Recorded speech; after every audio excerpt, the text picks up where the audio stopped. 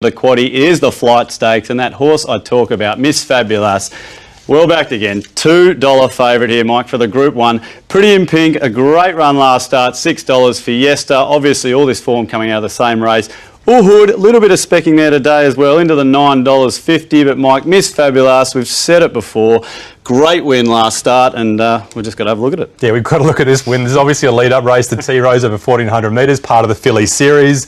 It culminates in the 1,600 metres on Saturday, and look how many fillies come through this race. Yeah, wow. Miss Fabulous was the main one. She was on pace, and she was beaten on the 1,200 metres to start before.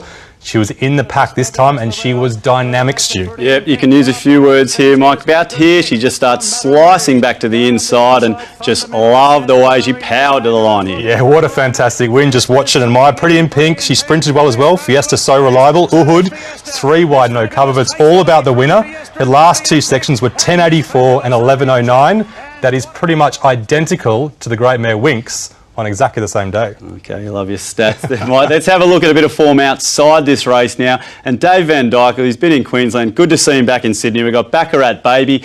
Look, small field here, Mike. This horse comes to the outside. We've already picked him up as she's just gone around them, but you've got to love the way this horse finished. Yeah, you've got to look at this replay because obviously David Van Dyke can train. We knew him when he was in Sydney, the trainer of Yankee Rose. What a fantastic trainer he is. She's won her last 5 starts. She won this in dominant fashion, wide on the turn, just kept going.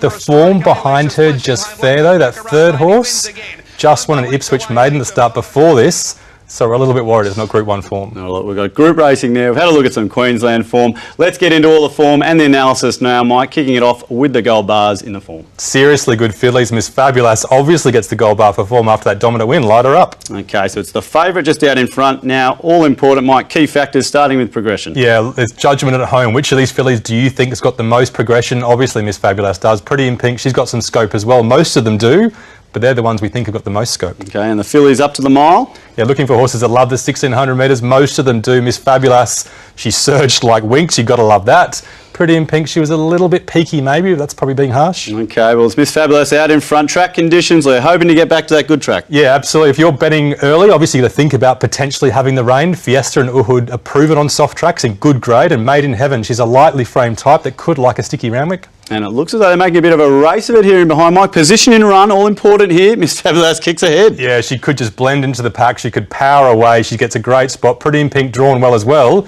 Miss Fabulous powers away though, Stu. Okay, well look, she's hit the front there. She is a $2 favourite. There's obviously many reasons why, Mike. There was a little bit of value there in behind, but look, see, she's just surged ahead here. I'm thinking that's the way we're going to go. What about something in behind? Yeah, obviously she's the top rater. We'll bring up the ratings and the odds and see where she is against the field. $2, 2 lengths.